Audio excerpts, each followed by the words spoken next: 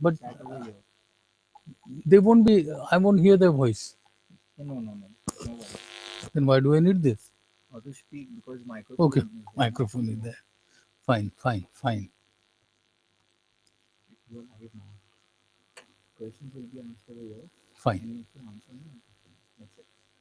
First is not. It is a introduction lecture. And the topic is social safety. There's no lecture. It's a question and answer session. Yeah. I've talked to them once in this way.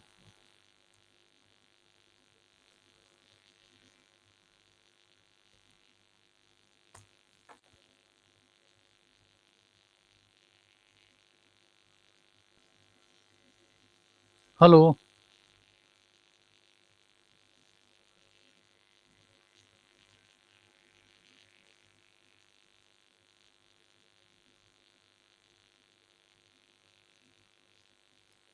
How would we know if they have come?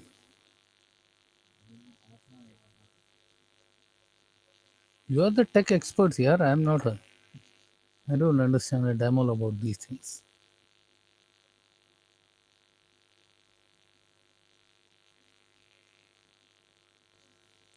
Or do we also enter chat message?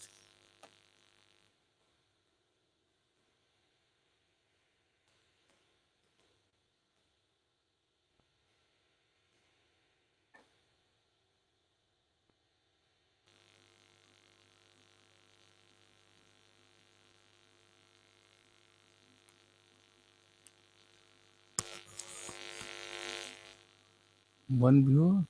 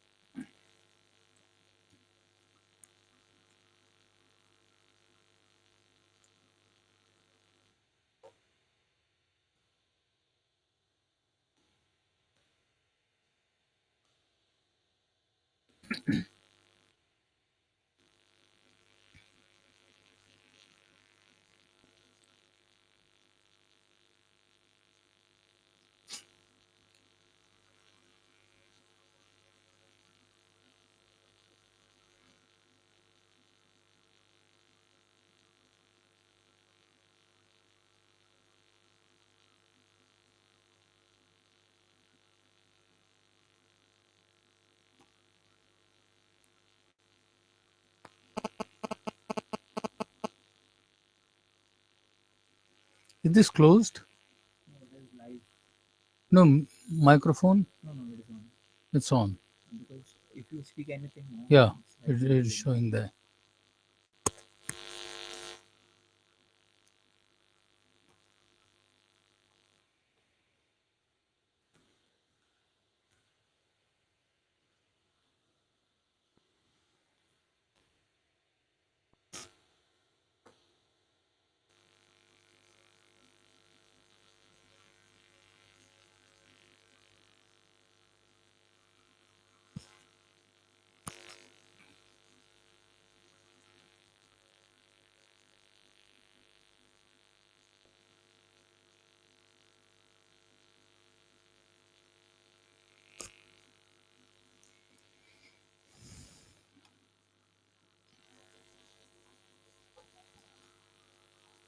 Hello. I can see you live. Hmm.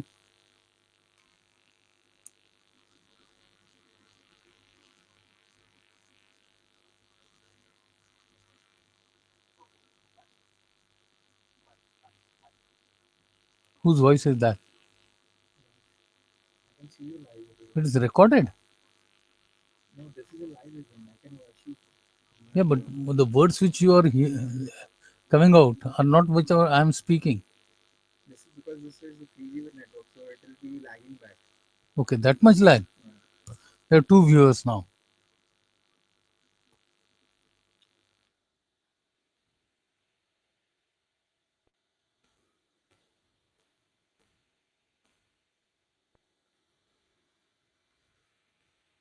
Okay. They would. Acha, you were a viewer. Yes. It was showing two viewers. Now it's back to one.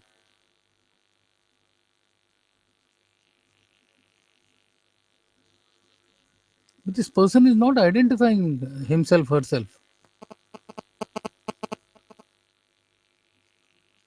Hmm.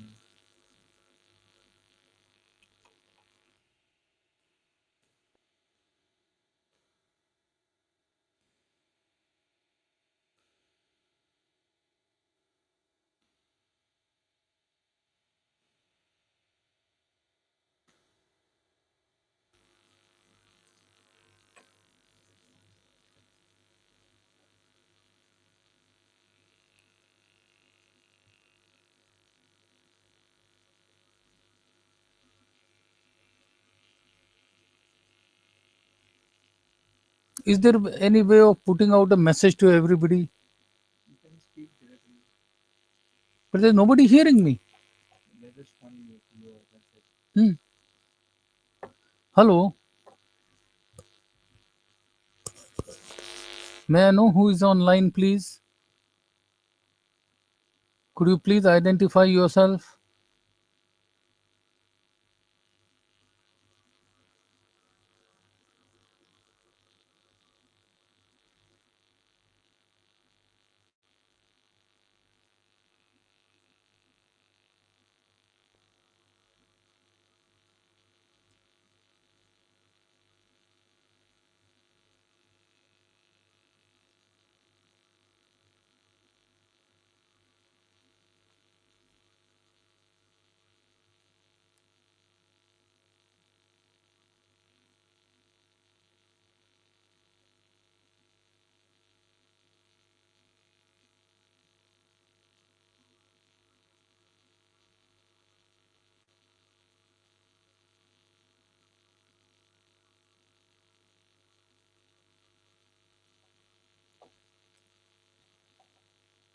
So what do we do? Just wait for them to come online.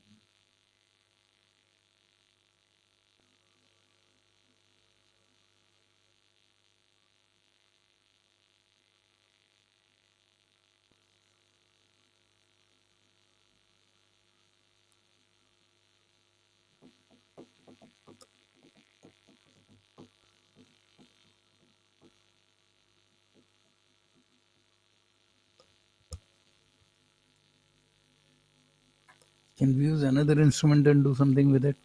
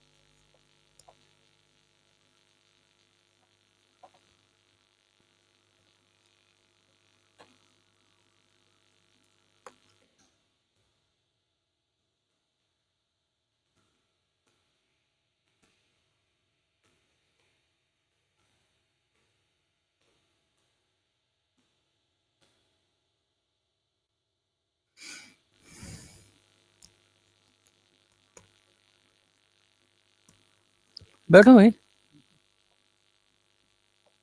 Just keep it somewhere else.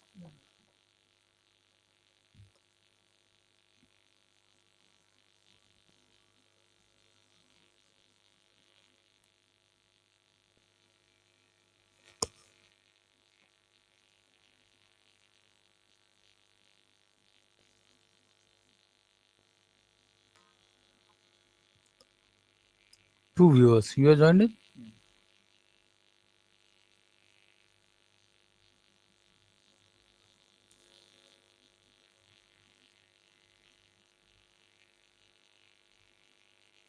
Hello. Hello.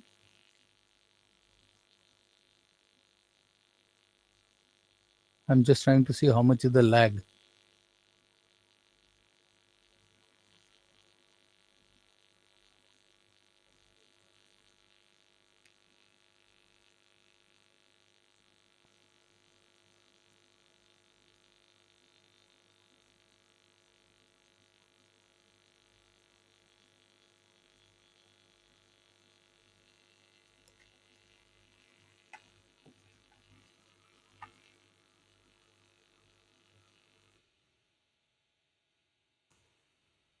You see this message which I am typing?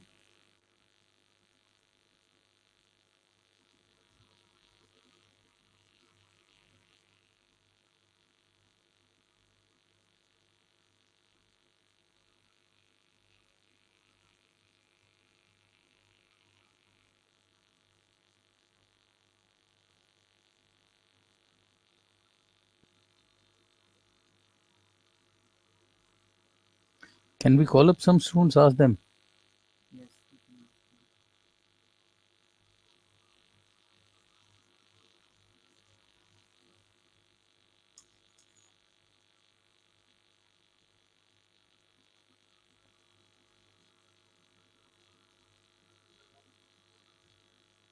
That's okay.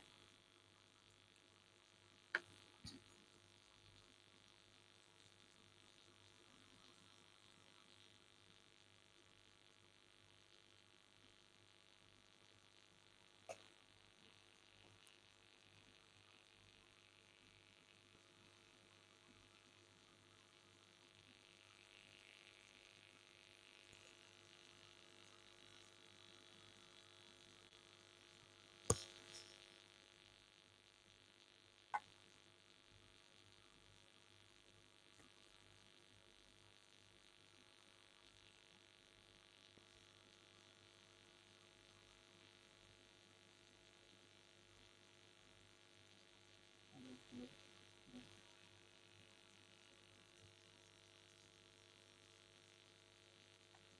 Can you give me the number of some student? I'll just call them up. I have in my list. I please write down a few numbers. Hmm.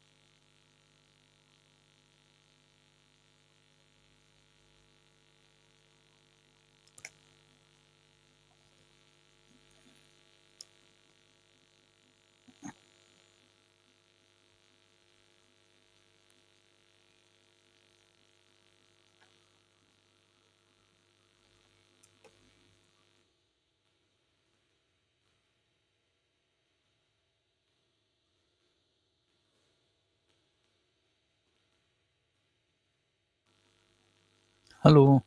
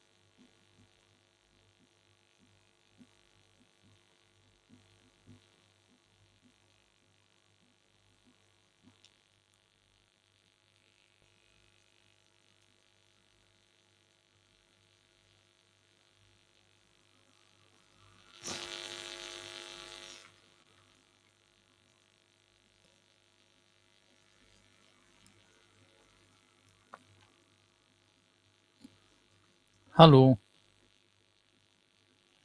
do you hear me?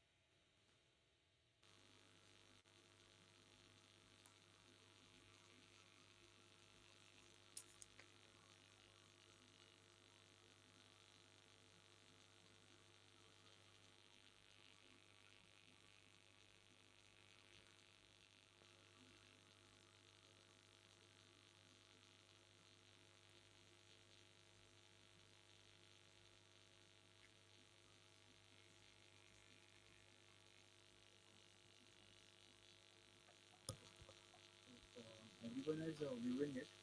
If they Hmm. have any doubts now, they'll ask you on this chat over here. Everybody is viewing it. Everybody means if they have time means they are many of the students are late to view this.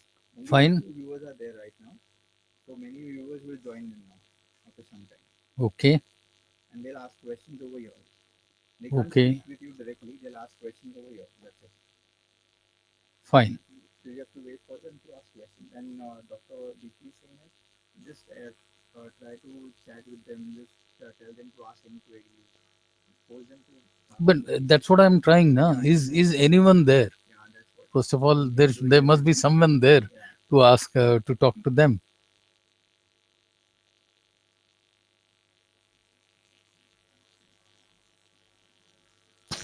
Hello. Good morning. Is anybody there? Can you hear me, please? Could you send a message in reply?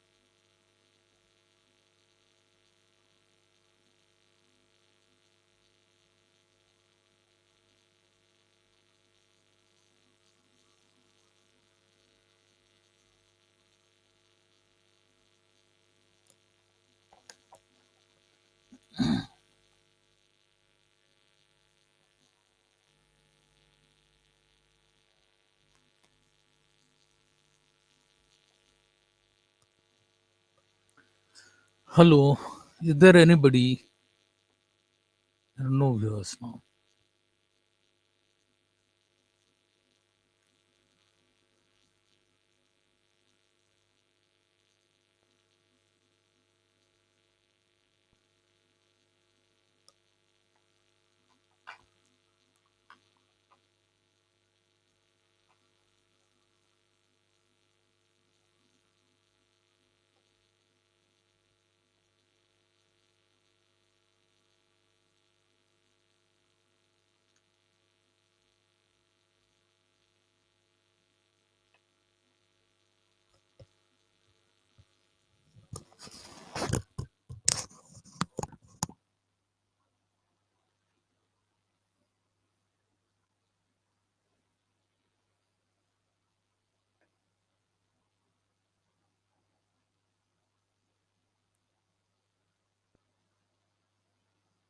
Hi, there is no viewer. I'm sitting online for the last half an hour. At least Paris has connected me. He is now again. I see one viewer, but there's no question. Two viewers, but there are no questions. Nothing is coming in. I don't know what is wrong with these systems. It showed two viewers a minute, a few seconds back. Now it is down to one viewer. I've been sending messages. Hello, is there anyone? Is there anyone? There is no response either in. Uh, God knows. God knows because that person. That's what I've been asking them. Please come online. Can you identify yourself? Can you see this message? Is there anyone online? How many people have joined in? Could you please respond? But there's just no reply.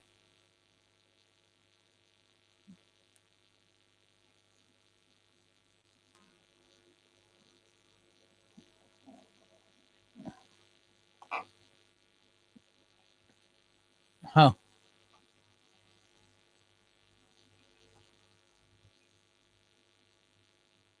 How do you go on the portal because he's not in the room now?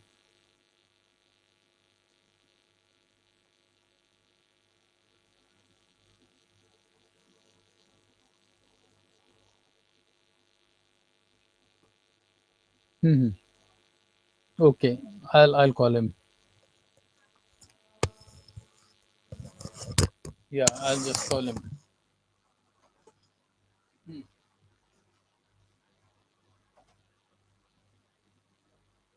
Yeah, that's it.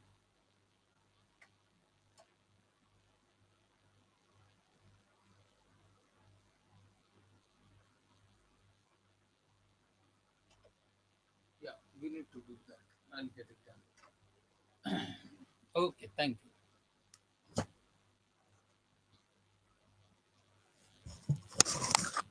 I just talked to Dipti. She said, "Can you put a message on the portal? You have a web portal. Open forum. Yeah, open forum. Yeah, I've already put that message that they said. Then what are they And saying? so date. Can you give me some one or two numbers? Okay, I'll get it. Because otherwise they will say that you people have not done anything.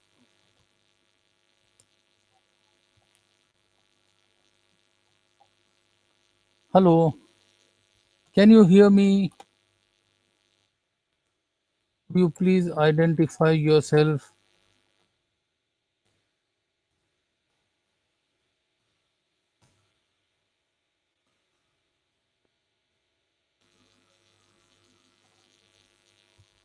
Can you call me, please? I'm giving my number. Please call this number.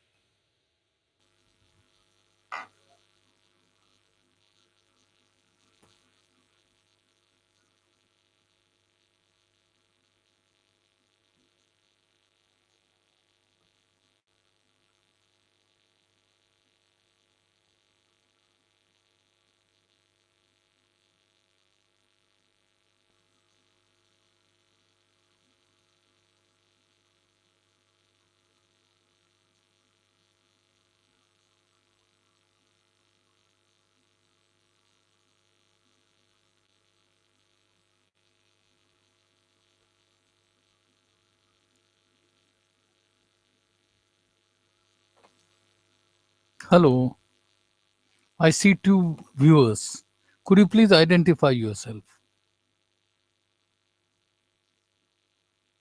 Could you please identify yourself using the chat?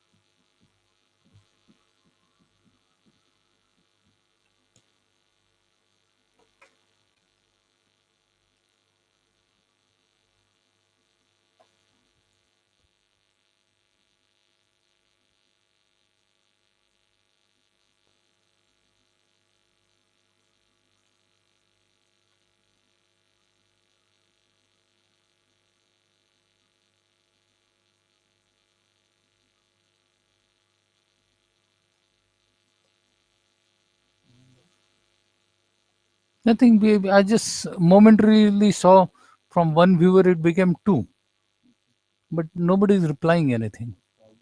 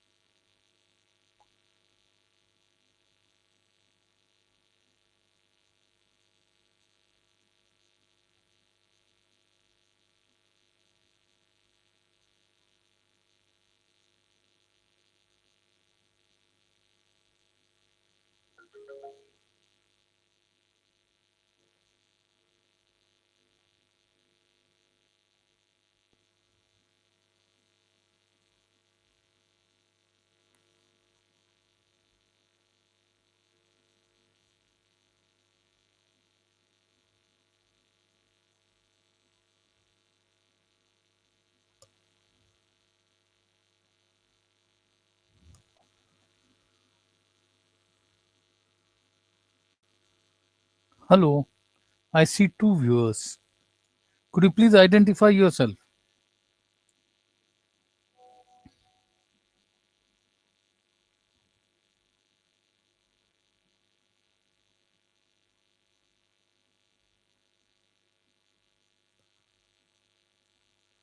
Two viewers. You are one, No, but they're not responding. I called two doctors, Huh? but they are busy. They can't attend the webinar. They say maybe everyone is busy in some other thing, but they'll come very soon.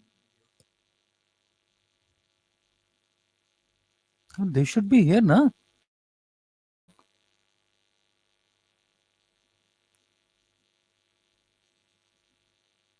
This today is Sunday. One was in clinic, one said that I'm out of town. There are two people here. They're not responding to anything. ठीक है, we'll wait. I have no issue.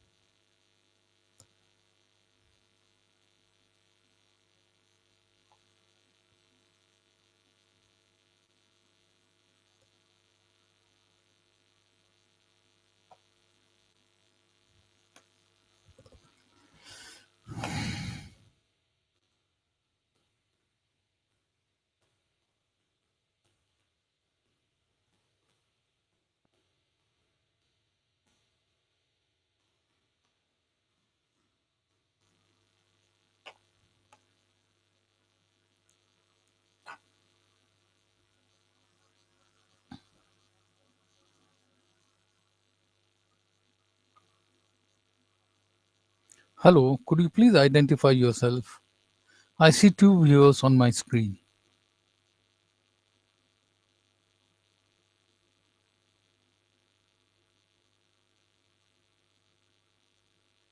Could you send me an WhatsApp message on my number? I'll give you my number.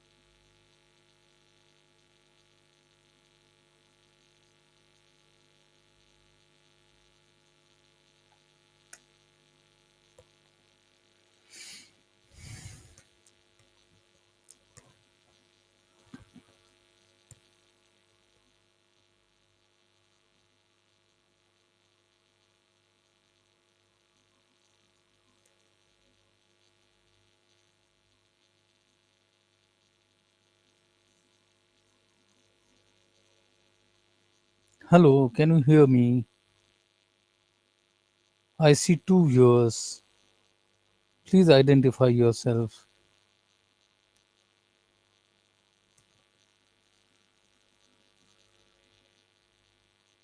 And we see two viewers, Hmm. but I've given them my WhatsApp number. I've given them this number. Said, call me, identify yourself. Nothing. I don't know whether we are doing something wrong. No, I can see you. And you can hear me. Yes.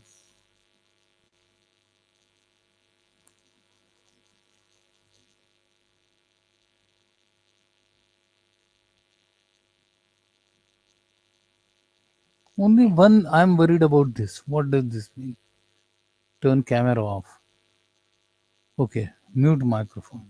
Means So now the microphone is getting working. on. Yeah. Where is there, what do you call that? Uh, Something she said, when you can send a message to their Portal. portal. That is on the website. What is it? IDA website है ना? Hmm. www.ida.com Dot- होगा. no, no, no. www.crfp crpa. ये क्या हो गया? No, no, no, no. Just like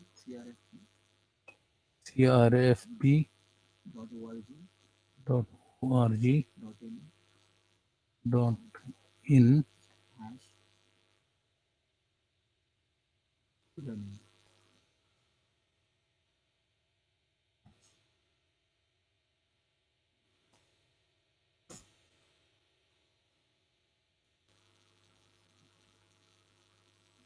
Absolutely. Email at the whose rate ho ho at the rate ida dot org ida.org.in. It is IDA.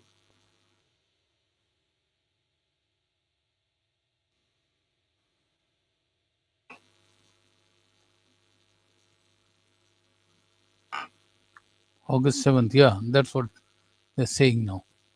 Sir, I think we are not able to see our messages. I, yeah, that's what I'll say. I can neither see your messages nor hear your voice. Only on this is something visible. Who is there? Nasil upload? Yeah, Post, post. post.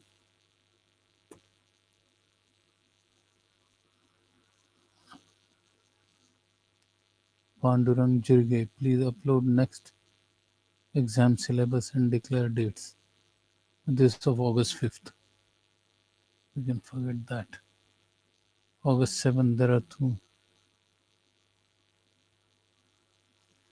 Okay, it looks like Nasil Sakir can hear me, Yes. but apparently the YouTube function is not working. Yeah. Has anybody sent a WhatsApp message? I gave them the WhatsApp number also. No.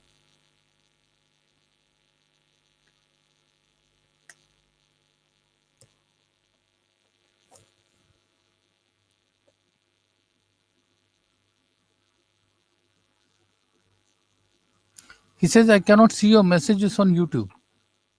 That's what I'm wondering. Live event is on YouTube.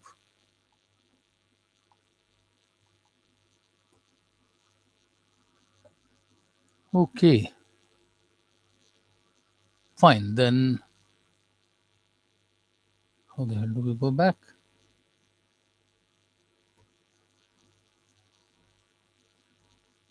Clinical research. e-learning seems some technical problem. Do you have any questions?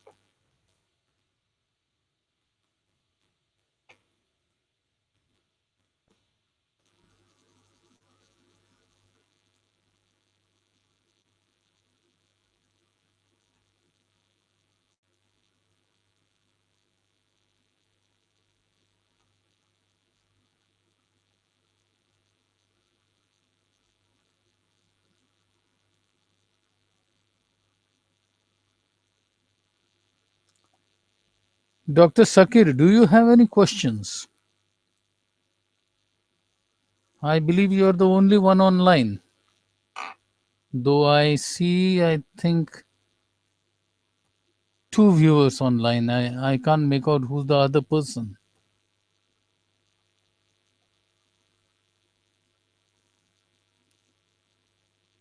I hope the other person also can hear me.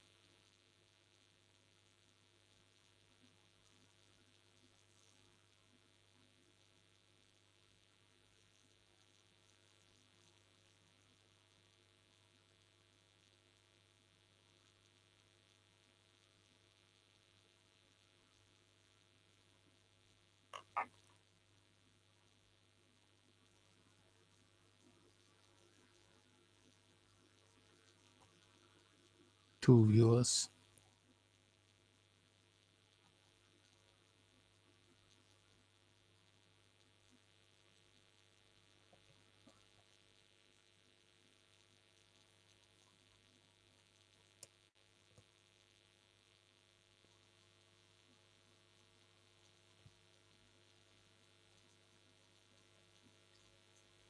So we were here to discuss some basic things about clinical data management and biostatistics. And I was told that you would like to have some clarifications on these two topics. Nonetheless, I don't know what to do now.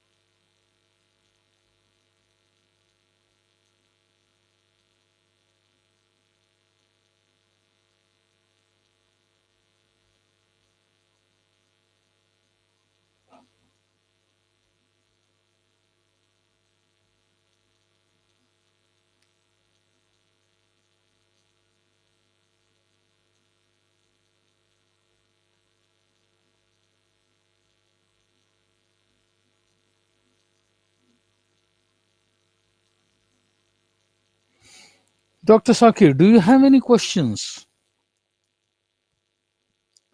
that I could help out you with?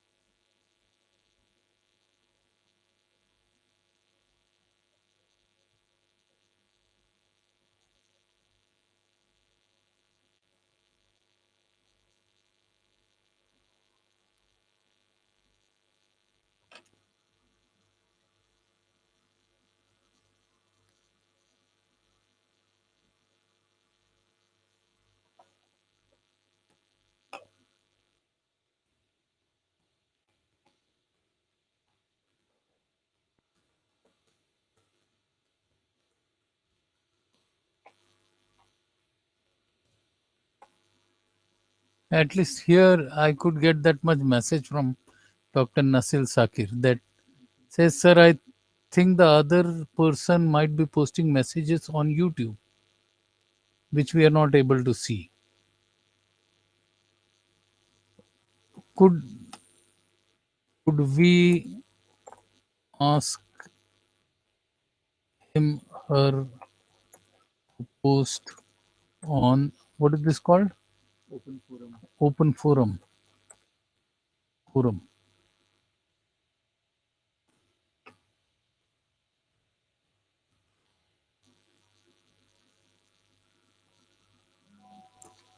There seems a technical glitch. Yes. Could you please post your questions on the open forum? I'm not able to receive your questions either by voice or by chat. It looks like that the open forum is working. Plus, I understand that my voice can be heard and my video can be seen. Could you please post on open forum?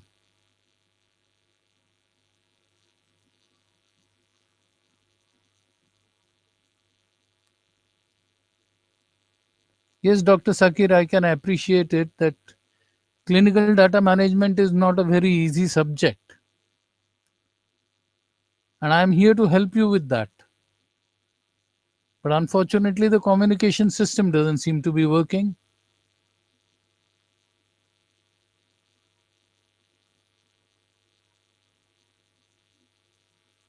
Maybe you could post your questions on this. So it's a highly inefficient way of interacting.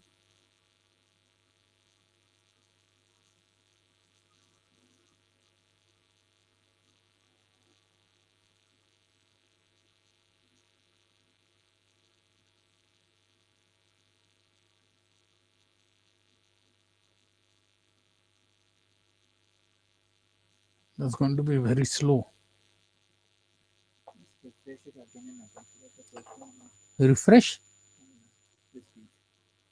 reload. Reload. No, there isn't any new message.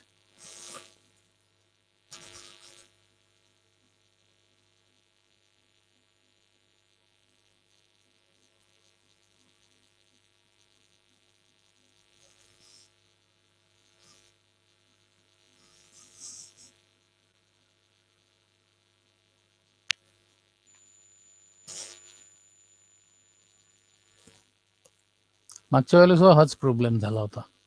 But actually we could get their questions and I could give the answers orally.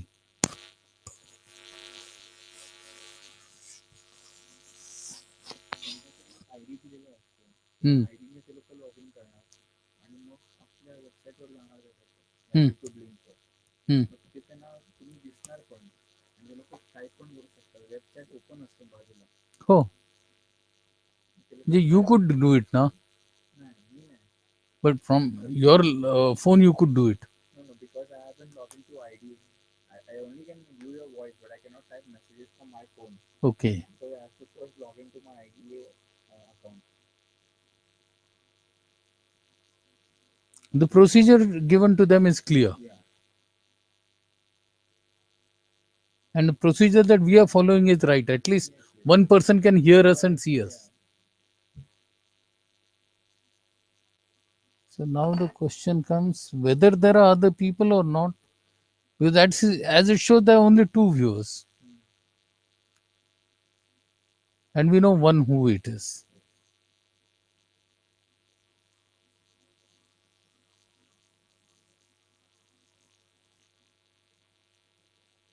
And I've already mailed them their the link for this webinar.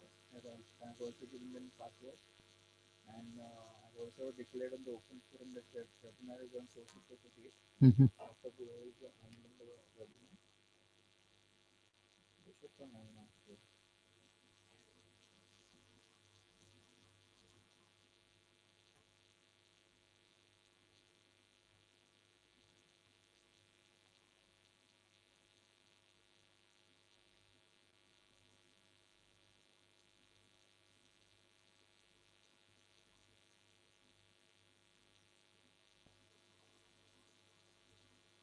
He sent a request that he would like me to speak on clinical data management.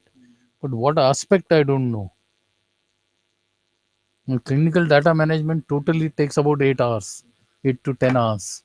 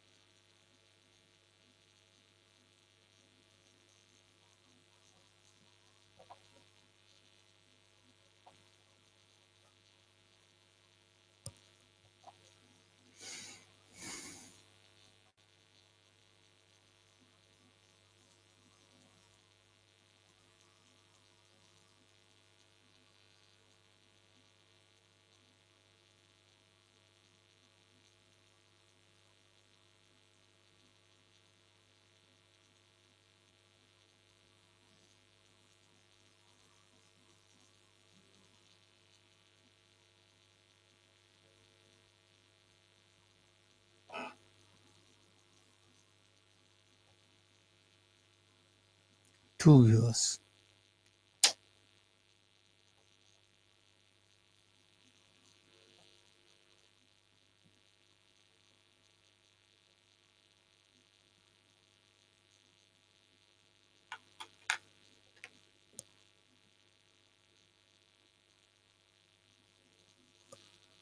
काय करायचं? त्यांना समजले नाही sir असं वाटतं.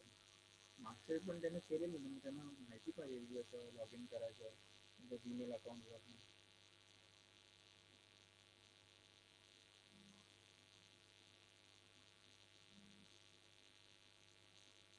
आणि तुमची locations फार आहेत ना. I got to tell you similar thing tomorrow. त्याने काय केलंय की they are getting Bombay, Hyderabad, Bangalore, all the people are coming to their offices. त्यांच्या ऑफिसमधनं वेब टेलिकास्ट होणार. I will be sitting in Pune आणि पुण्याच्या ऑफिसमधनं एक वेब टेलिकास्ट होणार. So I'll have on the screen 4 different cities, at least 3 main cities, video conferencing. But that is a software company. पण त्या म्हणून त्यांना सगळं माहिती आहे काय करायचं वगैरे.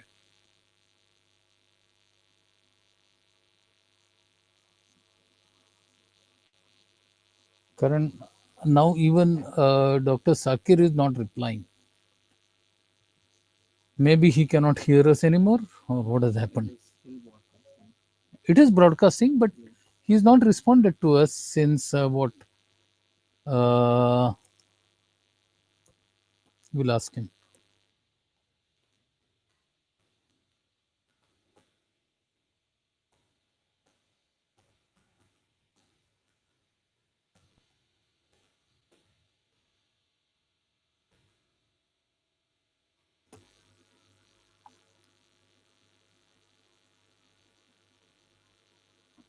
Can you explain the activities in data management? This came at what? 12:11, 12:13. Well, I can explain the activities in data management. That's not a big problem. The first thing we do in data management is that the data which is collected by the CRCs in the form of case report forms comes to the data management center. At the data management center, the data which has come is entered into the software. Now, obviously, there could be mistakes while entering the data from the CRF to the software. These errors are avoided by using something called a double entry method. Further, the data entry personnel have some basic understanding of clinical research, and hence if they see a data or a data what do you say point which appears to be wrong, they can raise a query about it. For example, suppose the subject is said to be, let us say, anemic and weak, and if his weight is shown as 95 kilos, it's obviously a mistake.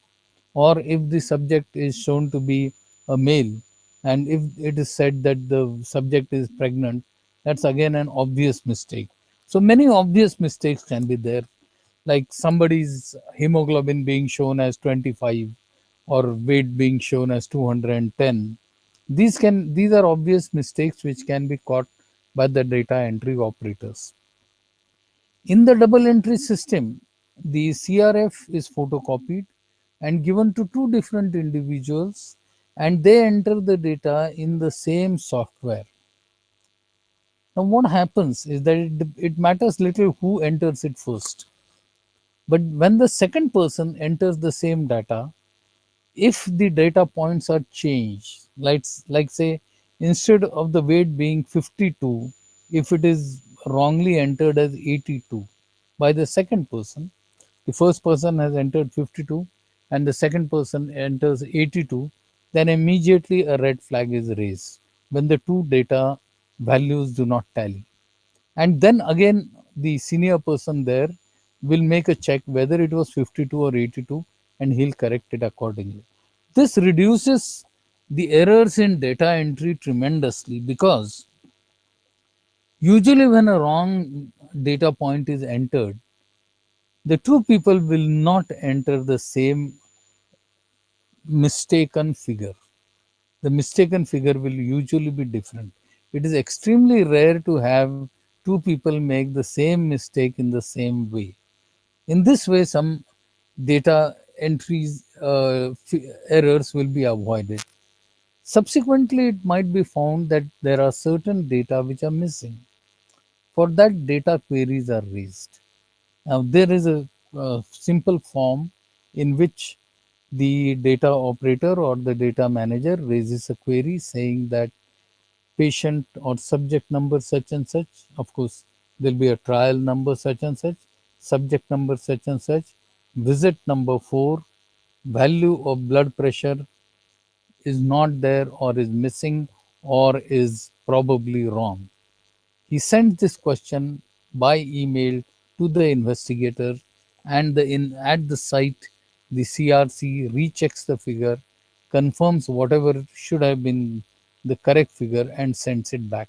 This is called data entry or query form and query resolution techniques. When the entire data of the trial gets entered into the software, then again a cleaning of the data is done, and this data will then go in for analysis. Now, the first question that may be asked, why do we really need such complicated software to do this? You'll accept and you'll appreciate that presently trials involve as many as 5,000 patients. And in each patient, the number of tests which are generally carried out is now around 150. So 5,000 multiplied by 150, that would mean what, 7.5 lakhs. And these tests are repeated a number of times, usually 3 to 4 times. So this means that you got about 2.5 million data points coming out of every trial at the minimum. No doubt, Excel is a good data management system. It's a spreadsheet. But even Excel cannot manage data of this size. We have tried using Excel to manage something like 100,000 data points, maximum 500 data points, and Excel becomes extremely unstable when you start using it for such huge amounts of data. Now, here we are not talking about 500,000, we are talking about 5 times this data at the minimum. So, about 2.5 million data points. Excel is extremely unstable at this level and it cannot be used. Now, the new softwares which have been made mainly, a number of companies have made them, but we generally talk about Oracle Clinical because that's the most commonly used software. It does a lot of things in addition to data management. It does the scheduling, it does everything regarding the trial. It keeps the inventory of the IP, it manages the visit schedules of subjects, it manages IVRs, it manages all queries, it gives you important messages. It's used as a messaging system, as a emailing system, everything it does. So it's a total software that looks after the entire that it's not just a data management software, it is now a clinical trial management software. Now this software is mainly built for this purpose. It does not become unstable when you load in something like 2.5 million or 5 million data points. It maintains itself.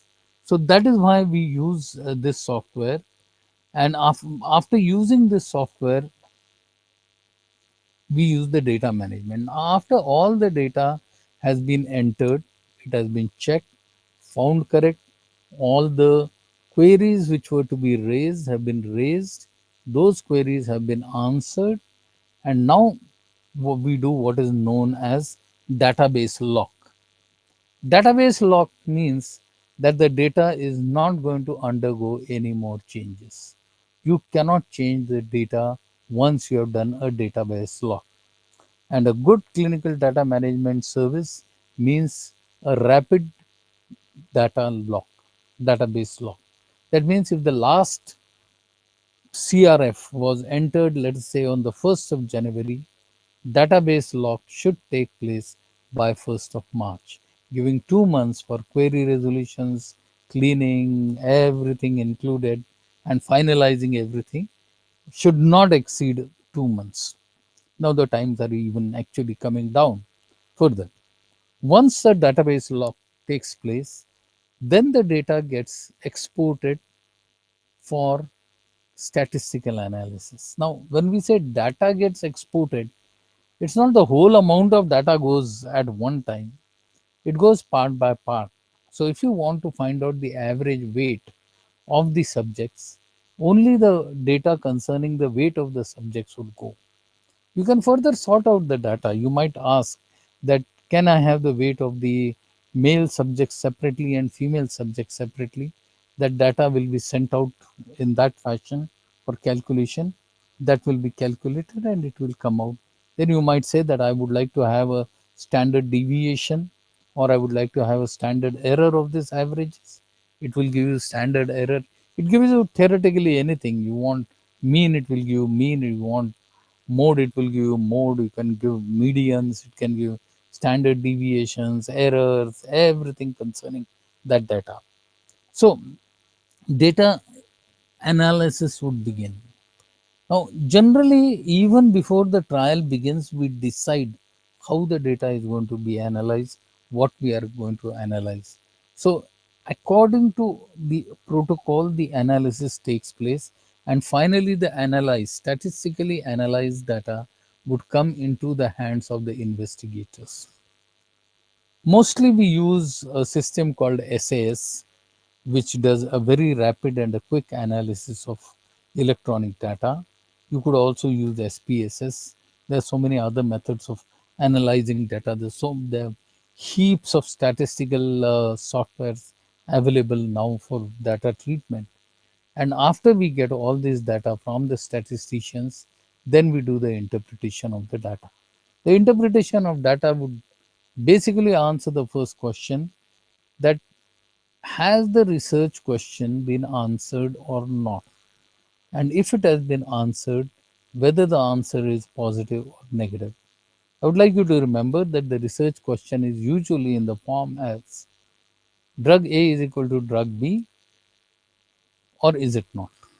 So either you prove the equation that drug A is equal to drug B, or that there is no difference, so that is the null hypothesis, or you disprove the null hypothesis that A is not equal to B. It could be that A is better than B or B is better than A, either way. So once that answer is given, then begins the work of clinical study writing. Now, the beauty with Oracle clinicals is that not only it will analyze the data, but in conjunction with SPSS or SAS, it would do all the statistical calculation and it would put out data in the format that you want, whether you want it as tables, whether you want it as figures, pie charts, graphs, bar graphs, what type of graphs, anything that you want, it will put out data in that form. So what does this ensure? This ensures that no tampering of data takes place. The actual data that comes out from the trial actually gets converted into the results, and you can't fake the result, because with a huge amount of data, which is probably 2.5 to 5 million data points, it becomes virtually impossible to check every point and to say that the final graphs actually represents what was found in the trial or not. In large trials where you have complicated data, to finally say that the final results which are being put out, are they exactly what the results that you have got, or has somebody done some management doctoring there? That's a question which the software answers. So basically, this is what is in clinical data management. Now, newer methods are coming in. One of the newest thing is electronic data management. So instead of entering the trial data on a paper form, you directly enter it into a form which is built on the computers. So you enter the data in the computer, the data goes seamlessly, it goes to the data management center and it gets stored directly. You must have heard of Google Forms. In that, also, the same thing happens. You can send out a questionnaire, and as the replies from people come, they directly go into Excel sheet and graphs are drawn, and you are presented with ready-made tables and graphs and all that. That makes it work very much easier. So we are using basically this system to do clinical data management, and clinical data management can be either done using paper forms or could be used using electronic forms. So there are a lot of new, what do you say, technologies coming in where you can directly pick up the data from the patient's files using scanners, and there are small pens by which you scan the data in the patient's file, and the pen transmits the data directly to the clinical data management department. And this ensures two things: that the data is accurate, that the data actually reflects what was observed in the trial, that the data is dependable, that the data is credible, and therefore it will be acceptable to the regulatory authorities. Finally, remember, at the end of the trial, the patient has gone home, everything is finished, the investigators have gone back to their other work, and all that remains is data in the form of documents or in the form of electronic records. And the government or the drug controller is going to decide whether the drug worked or not, only looking at these records. So these records need to be very accurate, they need to be dependable, they need to be credible. If they are not accurate, dependable, and credible, the drug controller will not accept them. And that means the drug controller will not give any permission for a drug to be cleared on the basis of such data. I hope that is clear. If there are any questions, you can please type out the questions. I'll be happy to answer them.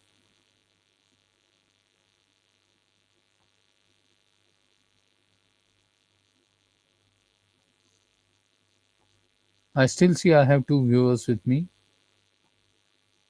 So if you could please put out your questions in the open forum, I'll try my best to answer.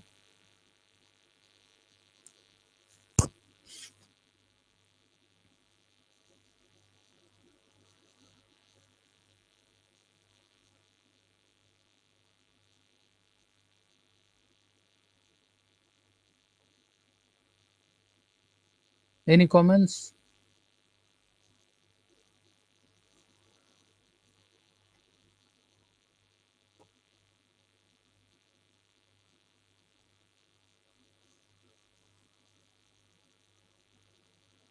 No, generally double data entry is not used in case of electronic data, because in double entry we are converting a paper form into an electronic form.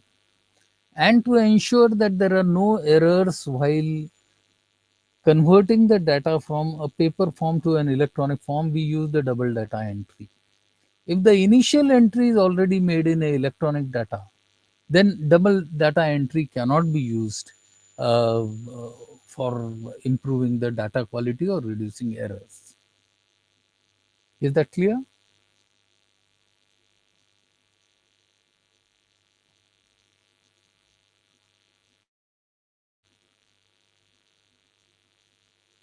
I hope that is clear.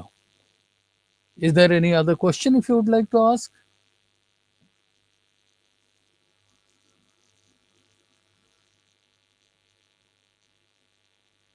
The chat working? No.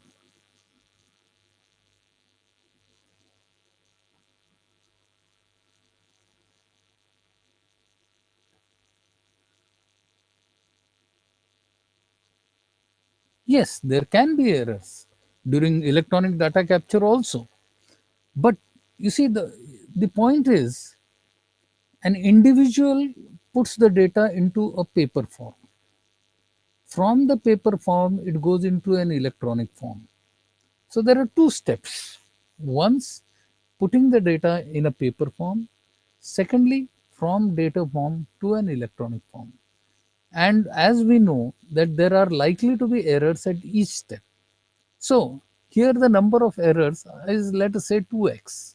When a person is directly entering data into an electronic data capture form, or you are using an electronic data capture, there is only one step, and hence it is expected that the number of errors will be at least half. Of course, the other checks, the manual checks which go on, the logical checks which go on will continue. But by using electronic data, two things happens. One is that the number of errors should at least go down by 50%. Secondly, a tremendous amount of increase in speed takes place. When you use a paper CRF, you transcribe everything on the paper, then that paper has to be physically transported to the data management. Now, let us say that you are doing a trial in Calcutta and data management is being done in Bombay. The CRF forms must come to Bombay and they are going to come as actually hard copies through couriers. So that's going to take 2 days. Whereas if you've got electronic data capture, the minute the form is filled in Calcutta, within the next 1 or 2 seconds, the form reaches Bombay. So this is a great advantage. It increases the speed, eliminates the paperwork in the middle, and therefore is better. And that is the reason why most of the trials are using electronic data capture today. But of course, we do have some problems as net connectivity in certain cities is not very good. We do know that in certain areas there are power outages, which means that during that time data capture or data transfer is not going to take place. And third thing, there is always the risk that data is going to be stolen on the way. So security of the data is also a problem, which also happens with the manual data. But in a manual data transfer, when you are transferring, say, 5 CRFs, these CRFs refer to maybe 1 or 2 visits, one visit usually. By stealing the CRFs for one visit, a competitor is not going to gain anything. He would like to have the entire data. One the CRF pertaining to a single visit does not help in any way. So data theft is more possible when you are using electronic data capture. But again, with using modern technology, it is easy to transcribe, what do you call, encrypt data. That means the sort of the data gets converted into a code at the source, and the same code is used at the data management center to reconvert the data into sensible data. Now, so long as the two methods, one which is used at the site and one which is used at the CDM level, are standard or the same methods, there will be no change in the data. But somebody who picks up the data from the middle would not know how the data was coded and how it was encrypted and how it has to be decrypted. So a lot of security has been built in today, though I do appreciate that hacking always takes place and people do try to do all that, and you read reports about it, and this site is hacked, that site is hacked, that data is taken away.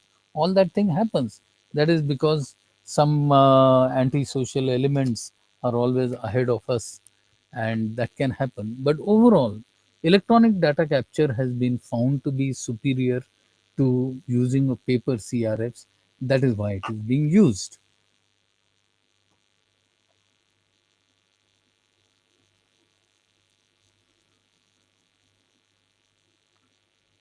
Yes, to a large extent, when the data finally reaches the software, whether through paper or through direct electronic, it will be looked at by a human being.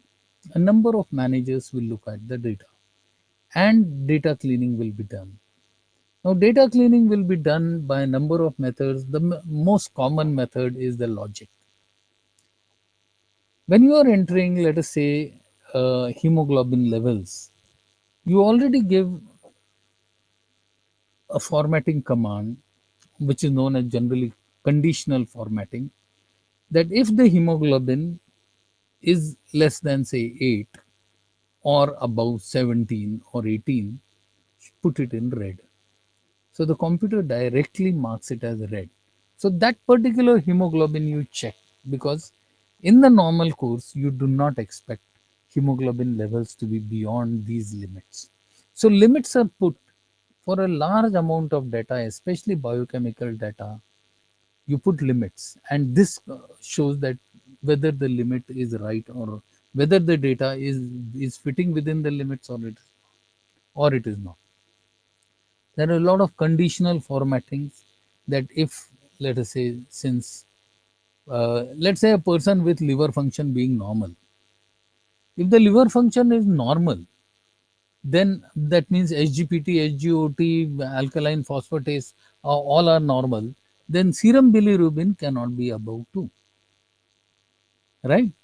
And if at all by mistake serum bilirubin is shown to be above 2, while rest of the things is normal, then somebody will suspect it. Now, this will be generally done by people who are sitting there and watching the data. May not be This may not be feasible for the software to catch. That's why you do require a human being there, who looks at the data, who looks at the entire flow of data and sees whether there's any suspicious data which is likely to go past the person. So that is corrected during data cleaning by the individuals. Some amount of data cleaning is done by the software, whatever is logically possible, which has already been fed into the software, and that what is not fed into the software is cleaned by persons.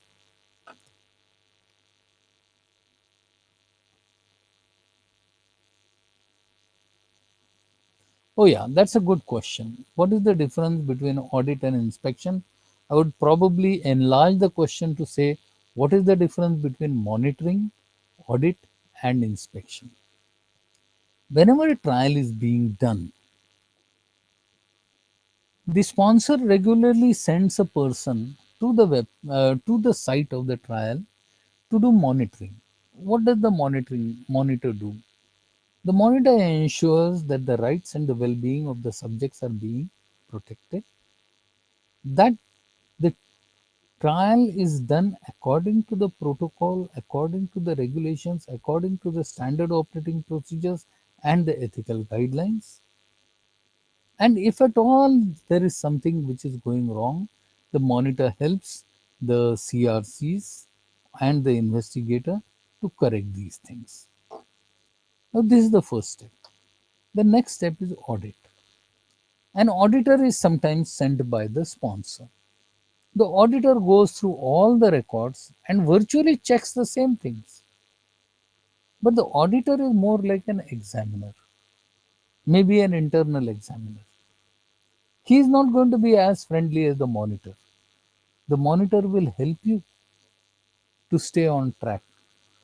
The auditor will point out when you are off track. And he'll directly send the report to the sponsor saying that, look, these are the mistakes these guys are doing. The monitor will not report, may report these things to the sponsor, but the monitor is more like a hand holding person. He will hold your hand and he'll tell you, like, look, this is the problem. You're making this as a mistake. Don't make this mistake. An auditor won't do that. Auditor will just note down the mistake and inform the sponsor that these people are making these mistakes.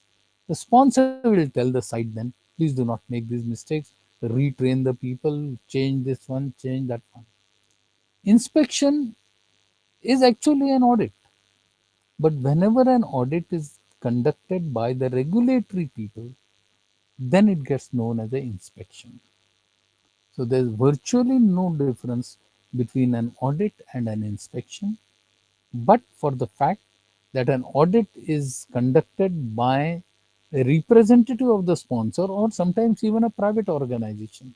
There are private auditing organizations. You can request one of them to come and do an audit. So that person will read the protocol, read the everything, and he'll come and find out whether you are doing the trial according to the protocol or not. When an inspection comes from the regulators. The people from who are doing the inspection are not at all going to be friendly. They are not going to report the problems to the sponsor also. They are going to report the problem directly to the regulators, to the drug controller of India. They're going to say that these people make these mistakes. So the drug controller may take any of those three actions.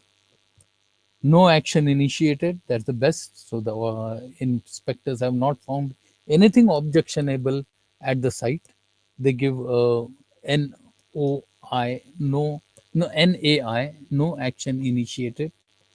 If there are some minor errors taking place at the site, they're given a VAI, that's called a voluntary action to be initiated.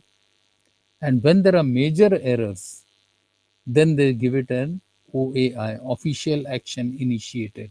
Now, this official action could be to stop the trial, maybe for some time, maybe to stop the trial forever. They could even debar that site and the investigator from conducting any trials further. And in worse come to worse situation, they could order an arrest of the investigators also. This has happened in India also. Number of investigators have been arrested for conducting fraud, and these were caught by the inspectors. So whenever an inspector catches something which is going wrong, then he would report to the government and the government would take action. Now, let me also explain one thing, that in all these three things, monitoring, auditing, and inspection, you're always going to find out some things which are happening not according to the protocols, standard operating procedures, or the guidelines. There are always going to be such things. They're called protocol deviations. And when they're minor, they're known as deviations. When they're major, they're known as violations. I have written a paper recently, and it has been published in the last issue of Perspectives in Clinical Research, where we have gathered all the deviations which occurred in the last 3 years at one particular hospital. They go into hundreds. And we classified them in 5 grades. Grade 1, in which the deviation does not cause any risk to the subject or does not affect the data of quality, or does not affect the quality of data collected. Grade 2 is where there's a mild damage to the data. Grade 3, while there's a mild risk to the subject. Grade 4, when there is a serious risk to either the subject or the data. And grade 5, where actually the death of a patient takes place due to deviation from the protocol. And we analyze it in that fashion, and we find that most of the deviations are of grade 1, very rarely of grade 2 or 3 or 4, and we have not yet found grade 5.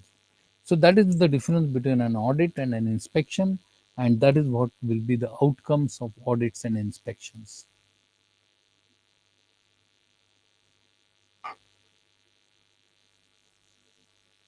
I'm getting questions from Dr. Sikar.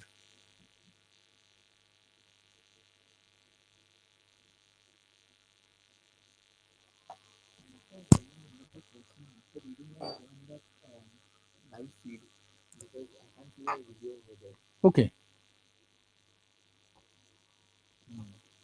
but this you should be able to see because the cameras are on. No, no, but you have to open this. This Is it? window is and that window is separate. Separate. Okay, You have okay, to open it. okay. Why is it taking so much time?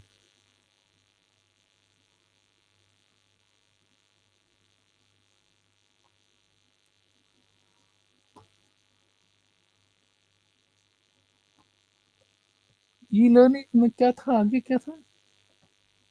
Open coding. CRFP, something else has happened.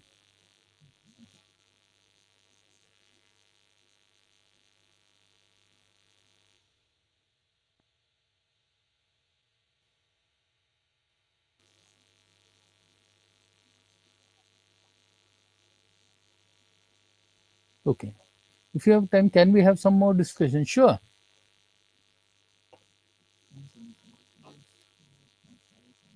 Yeah. Let's go on live. Here, it is there. It is there. Yes, we can have. We can certainly have more discussion. You can please go ahead with your questions. No problem. You can put your question on the open forum, and I'll come back and answer this. I'm told that when I'm on open forum, you cannot see me, but I'll try to avoid that. So please put out your question.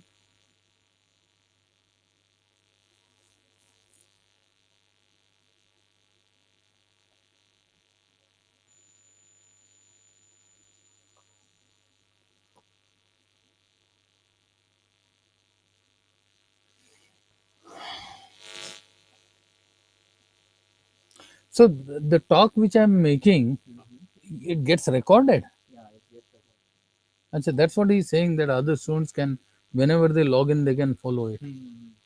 Good. But why can't we telecast a lecture? We can do that, but that won't be the two-side communication.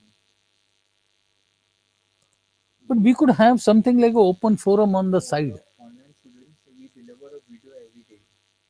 Means whatever lecture happens over here, Correct. we make that video Hmm. and we post it on their study material. No, what we can do is that additionally you have on the side, like when I am lecturing here, Okay. that gets what do you say telecast, and on the side you have open forum that they go on asking questions. Well, it may not be very efficient, but at least it will be better than any nothing. Let's see if any questions are coming forthcoming. No.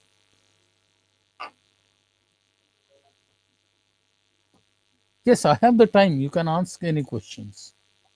No problem. Please go ahead.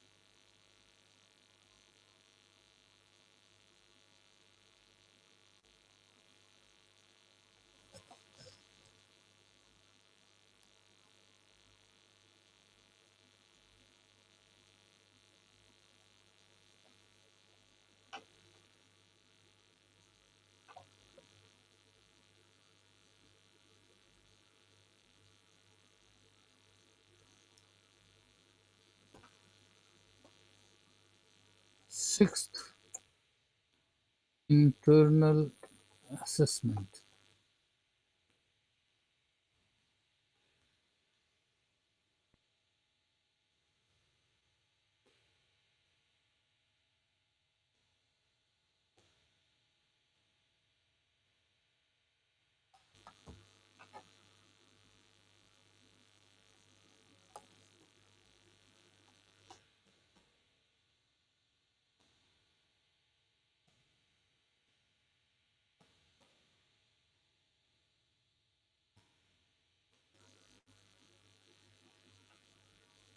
Okay.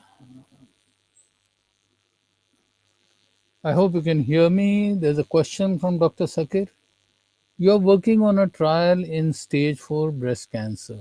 Your site has one of the highest screen failure rates, and the monitor at your site has been pointing this out to you since the last 3 monitoring visits. You inform your site staff to ensure that subjects are meeting all the enrollment criteria and only then consent them for the clinical trial. This way, the screen failure rate will come under control. Is this acceptable? Well, mhm. You have a high screen failure rate. Now, why does the screen failure rate take place? It is not that the staff is wrong or the staff is bad, but it is because the subjects do not fit into the criteria which are wanted for the trial, which either means, in the words of a few good investigators, that the investigators are not very clear with the inclusion exclusion criteria, or the investigators do not know their patients well. In many situations you might think that a patient is healthy. Say, let's say you're taking, you're talked about a phase 4, what was it, phase 4, stage 4 breast cancer. Okay. Now, obviously, stage 4 breast cancer is a metastatic stage where metastasis has taken place in distal places. That's what we would call a stage 4 condition.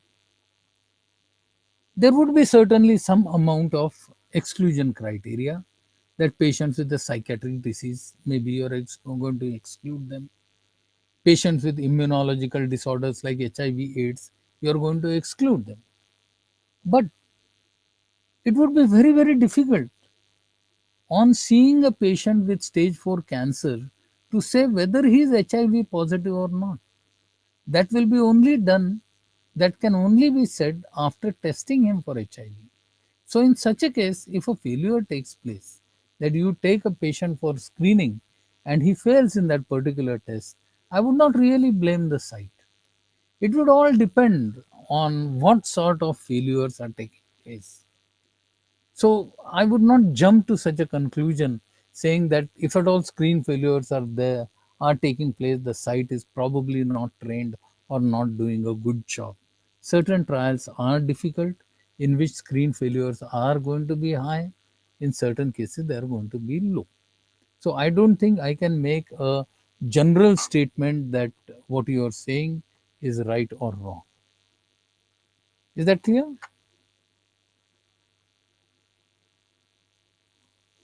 Let me reload.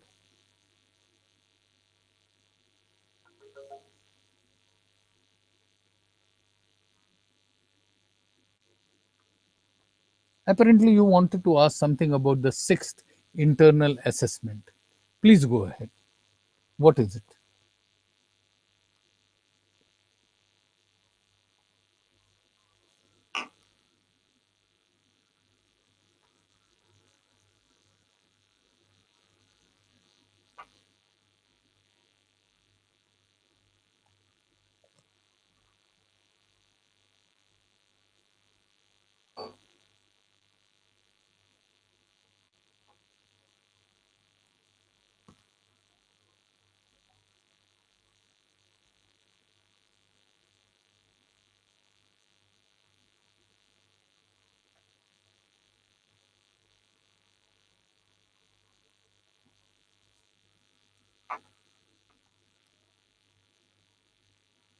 Something non responsive?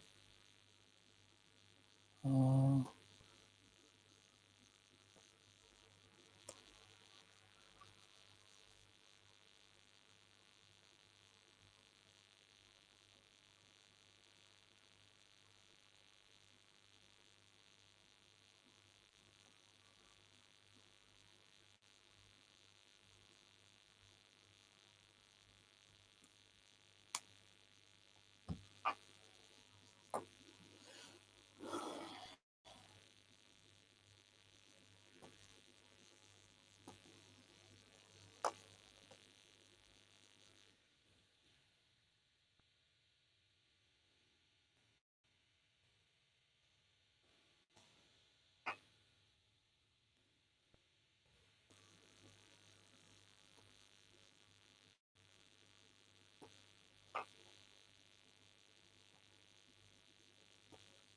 the open forum had become non responsive, so I've relogged in. Let me check your question. CRA conducts his first monitoring visit 6 weeks after the first patient entered the study. In reviewing patient 101, he noted that no consent form was available for review. The study nurse states that the patient took the form home but forgot to return it to the clinic when he returned for his second visit. Okay. Conducts the first one is after entered the study.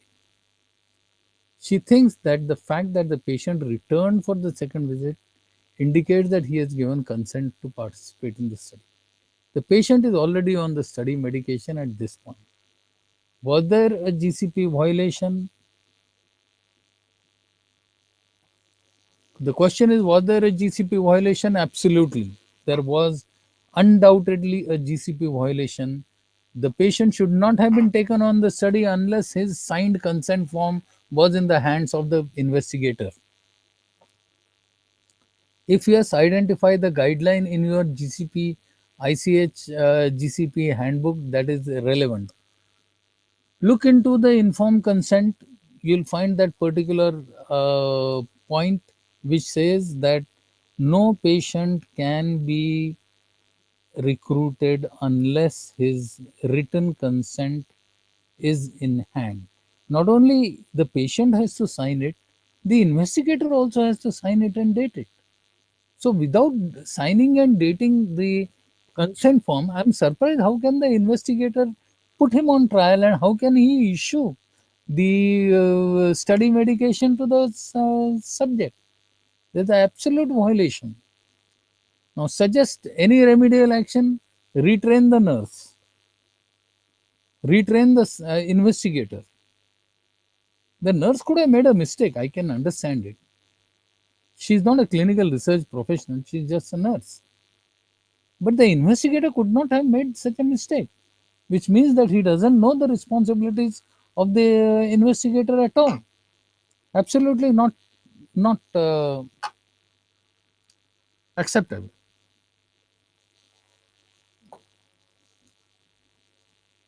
I'm sorry, Dr. Sikar, your earlier question was that what was it? So it is the problem with the inclusion and exclusion criteria. No, no, I would not say that it is a problem with the inclusion exclusion criteria. The inclusion exclusion criteria are such that by just looking at the patient, you can't say whether he fulfills them or not. For example, if your inclusion criteria was that patients who will be your inclusion criteria is adult male patients, and your exclusion criteria says that patients less than 5 feet tall. By looking at a person, you can say whether this guy is probably 5 feet tall, but you will have to measure his height to know whether he is 4 feet 11.7 inches or he is 5 feet. So there again, the problem is not with the criteria. The problem is how easily can you say whether a person fulfills the criteria or not. If at all the inclusion or the exclusion criteria says that hemoglobin not less than 12, or you exclude everyone who has a hemoglobin less than 12, you can't look at a patient and say that this person has a hemoglobin of 11 or 12. So in that situation, the criteria are fine. There's nothing wrong with the criteria. The question is that without testing, some criteria cannot be fulfilled, and some criteria can be fulfilled without even testing. So that is the difference. I hope that is clear. Let me refresh it if there's any other question. No. Dr. Sakir, I hope this is clear. It is not per se the mistake with the criteria. Some criteria are difficult, some criteria are not difficult. Like you say, in a breast cancer trial, if you said that an exclusion criteria says that there should be no involvement of the contralateral breast, which means if the woman has cancer of the right breast, the left breast should be normal. Now, this by just palpating the physician may be able to say whether the left breast is normal or not. But if the exclusion criteria said that HER receptor should be negative, there is no way by looking at a patient you can say that HER receptor is positive or negative. Their testing will have to be done. And when such criteria are there, there are going to be more screen failures than in physical criteria. I hope that is clear.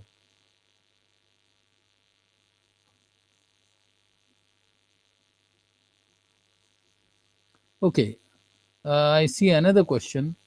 The CRA noted that patient 102 signed the consent form but did not date it. The study nurse offered to enter the date into the form herself since she knew the date of the patient's visit. Was there a GCP violation? I would say there's a deviation. I would not call it a violation. A violation is probably a strong word because by not dating it, what happened? Did it cause damage to the person? Rights and rights and well-being of the patient, have they been hurt? Probably not.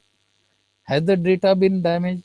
Probably slightly because the informed consent form is incomplete. Now, what I would like to do is that call the patient, ask him to re-sign it and put the date again. Not the old date, but a new date. And put a note that this is what had happened, that the patient had forgotten to date it, the nurse dated it or offered to date it, but this was not acceptable. So the patient was called to the site again and asked to re-sign the consent form with the fresh date. I think that explanation is permissible. In GCP, you may make mistakes. You are not going to be hanged for mistakes so long as you explain why this thing happened and what was the remedial action taken. So, in such a situation of patient number 102, you can take a remedial action which will be acceptable to the sponsors as well as the regulators. I hope that is clear.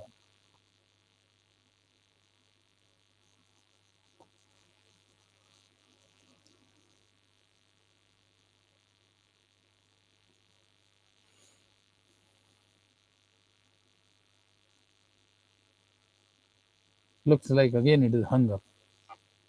I may have to do it again.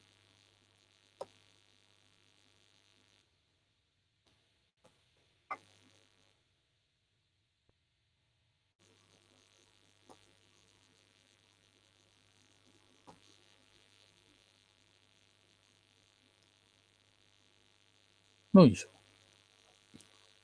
I hope you have my email. I think you have my email. If not, I'm just putting it here. If you have ever any question, you can directly mail me. I'll be happy to answer your questions. Not an issue at all. Okay. Oh no, it's not appeared at all.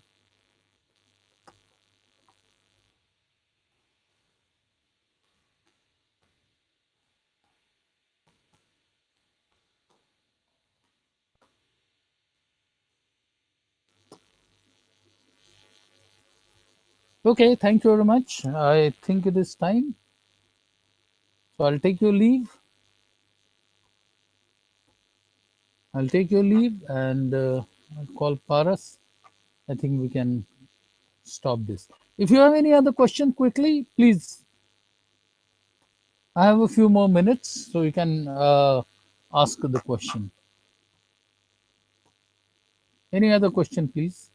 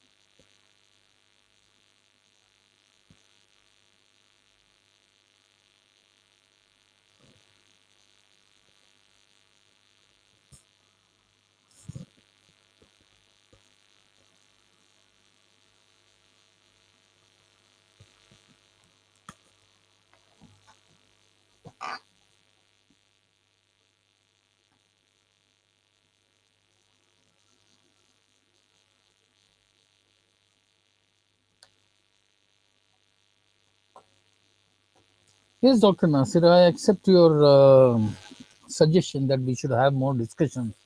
I have no issue on that, but unfortunately, I do wish this technology works. And we'll certainly try to conduct a session on biostatistics. From my side, I have no problem at all. And as I suggested, you could at any time send me a message. If I can come on Skype, na? Or YouTube or whatever it is. I think I I have a Yahoo ID, and I think a video chat is possible on Yahoo also. I'll give you my Yahoo ID.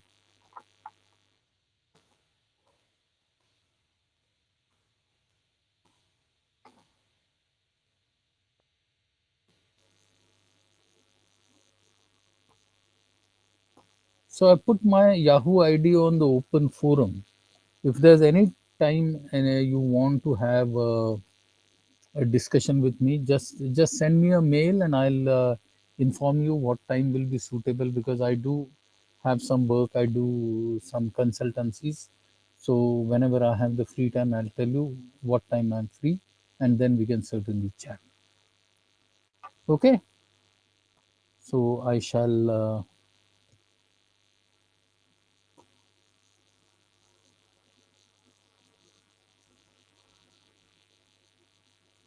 I'll ask the idea person and then we can log out. Thank you very much.